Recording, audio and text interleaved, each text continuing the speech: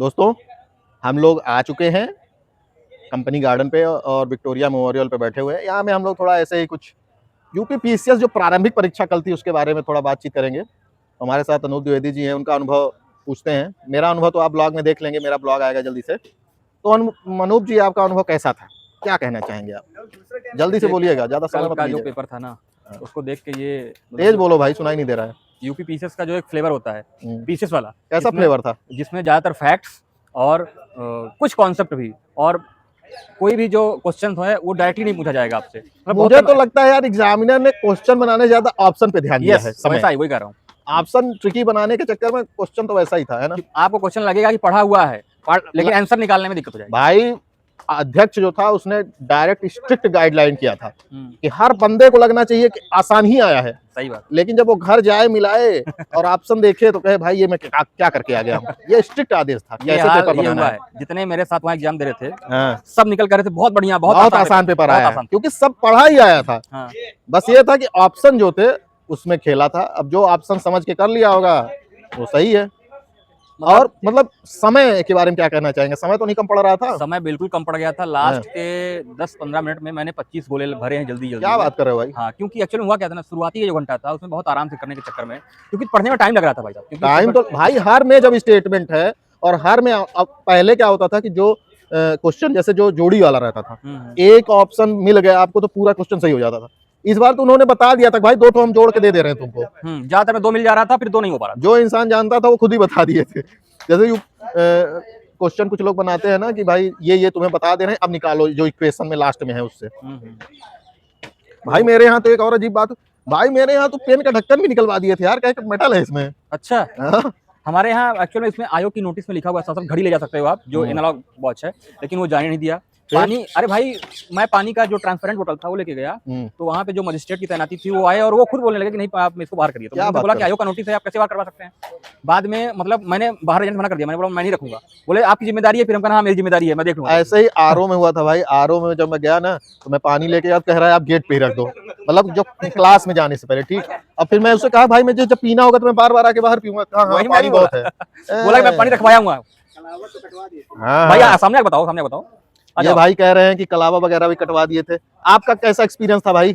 मेरा experience RO का तो नहीं था, बट आर्मी पुलिस का बहुत रहा है, सीआरपीएफ का भी रहा है। वहाँ भी कटवा देते हैं क्या? कलावा कटवा देते हैं। अच्छा। जो जैसे मैं तुलसी की माला पहनता था, तुलसी की माला तोड़वा दिए थे, काटे नहीं, वो निकल नहीं रहा था। अच्छा। तो उसको काटना पड़ा। 2 आज तक मैं भाई मतलब उनको अपने मेटल डिटेक्टर पे विश्वास नहीं है क्या? तब भी पेपर लीक हो रहे हैं, मतलब उसके बाद भी पेपर लीक हो रहा है, बढ़ती रद्द हो रही है। अभी भी धागे से पेपर कैसे लीक होगा? मतलब जैसे मेंटलिटी बन जाती है ना, किसी चीज की मेंटलिटी बन जाती है, उनको दिखाना होता है। नहीं भाई, वो लोग मतलब जैसे अब नोटिस में लिखा है कि तुम एनालॉग वॉच ले जा सकते हो, फिर भी वो लोग नहीं मानते, कहते हैं भाई अब हम क्या करें। उन लोगों को दिखाना है कि हम लोग कितने सख्ती से नियम कानून का पालन कर रहे हैं, उसके बाद भी अगर वो कर रहा है तो फिर बहुत दिक्कत है। मुझे ये लगता है ना कि एग्जाम से पहले एक्चुअल में जहाँ सेंटर पढ़ते हैं उनकी एक ट्रेनिंग देनी चाहिए कि आयोग की नोटिस क्या है, क्या क्या गाइडलाइंस है वो बताना चाहिए। मुझे ऐसा लगा कि इनको पता ही नहीं होता है आयोग का क्या कहना है, क्या नोटिस है, बस चलता है। क्या है ना कि अब वो जो जैसे यूपी पीसीएस ने प्राइवेट दे दिया है पूरा, जो बायोमेट्रिक कराने के लिए और जो आइरिस स्कैन वगैरह है, वो लोग तो भाई वो सब कितने साल, वो 18-19 साल के रहते हैं वो सब, उनको क्या पता भाई क्या है चीजें।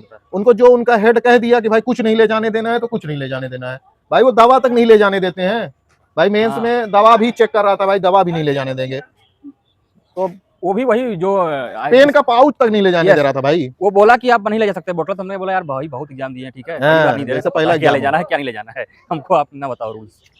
और भाई आने जाने का क्या था? सेंटर इतना दूर दे रहा है, सेंटर भाई इतना दूर दिया था कि वो वही है ना कि कई लोगों ने बनाया इस वीडियो कि आयोग इतना दूर से दूर दे सकता है मैक्सिमम। कई लोग तो ये कह रहे हैं भाई $1 ट्रिलियन इसी से बन जाएगा क्या? कई बार एग्जाम हो जाएगा तो 2027 तक लगता है कि स्टूडेंट से ही सारा पैसा 2027 तक $1 ट्रिलियन की अर्थव्यवस्था बन जाएंगे हम लोग। भाई मेरा सेंटर दिया था ऐसी जगह, भाई हर एक बंदा जो जा रहा है उसका कम से कम 1000 रुपए तो खर्चा हो रहा है। 1000 भाई मैं 3000 खर्चा करके आया हूँ। मिनिमम अगर मान लो 1000 रुपए, 500 किलोमीटर दूर था तो मिनिमम अगर 1000 मान लो और लगभग 40% लोग दिए पास में था तो आप 1000 दोगे। मेरा तो बहुत दूर था भाई। हाँ मैं मिनिमम कर रहा हूँ, वहाँ होटल का चार्ज ही था 1000 मेरा। तो मैं कह रहा हूँ कि मिनिमम मान लो अगर 1000 है और 2-3 लाख लोग अगर दे रहे हैं, 2 लाख लोग दिए होंगे एग्जाम, तो कितना पैसा बन गया भाई, इकोनॉमी में जुड़ गया यूपी के। अरे बहुत ज्यादा जुड़ गया, इसीलिए तो जुड़ा रहे हैं ऐसे करके भेज भेज के। बहुत दिक्कत है भाई। सेंटर एक जिला दे दो दूर या उसी जिले में दो यार, ये सब क्या है सवाल। सेंटर चूज करने का ऑप्शन होना चाहिए लोगों को, और जहाँ चूज करें व्यक्ति वही देना चाहिए, ये नहीं कि अपने मनमानी आप दिए जा रहे हो।